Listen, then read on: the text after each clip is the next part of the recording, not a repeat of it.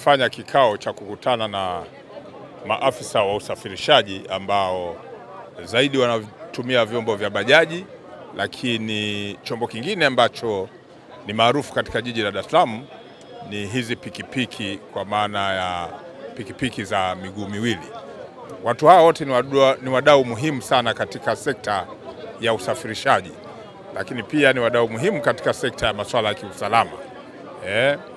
Tumeongea nao kwa kina jinsi ambavyo shughuli zao zinaweza zikaboreshwa kwa kufanya kazi kwa kuzingatia misingi ya kisheria, lakini tumewataka wawe na muonekano wa kazi kubwa na nzuri ambao wanaifanya ya usafirishaji wa wananchi katika jiji letu la Dar es Salaam.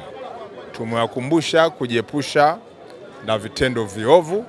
Tumewakumbusha pia kutojiingiza katika taharuki za mambo mbalimbali ili wawe na fursa nzuri ya kufanya shughuli zao za usafirishaji ambazo kimsingi wale watakaozingatia misingi ya kisheria na ubora wa kazi hii wana uwezo mkubwa wa kufanya mambo mazuri na baadaye kusonga mbele kutoka kwenye kazi hii kwenda kwenye kazi ya juu zaidi ya usafirishaji. Tumewataka wawe na maono na malengo na kazi hizi.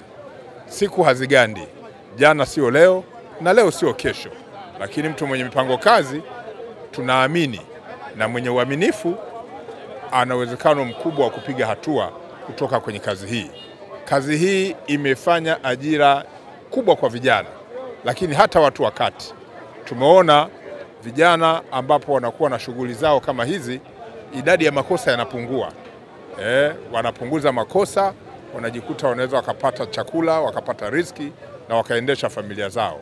Kwa upande wa jeshi la polisi, nimeongea na maofisa kutambua kwamba hawa ni watu ambao wako kwenye kazi maalum, kazi rasmi. Wakati wa utekelezaji wetu wa majukumu ya kisheria, pia tutambue kwamba tunakutana na watu ambao wako kwenye kazi. Mambo ya kuwaelekeza tuwaelekeze, lakini yale ya kuchukua hatua za kisheria tuchukue, lakini yapo mambo mengi ambayo wamehitaji waelekezwe, wafundishwe ili waweze kuwa katika misingi ambayo ni matakwa ya kisheria. Baada ya kusema hayo, tunaamini makundi haya yatabadilika na yatatimiza majukumu yao kwa kufuata misingi ya kisheria. Kishki TV, nuru ya dini yako.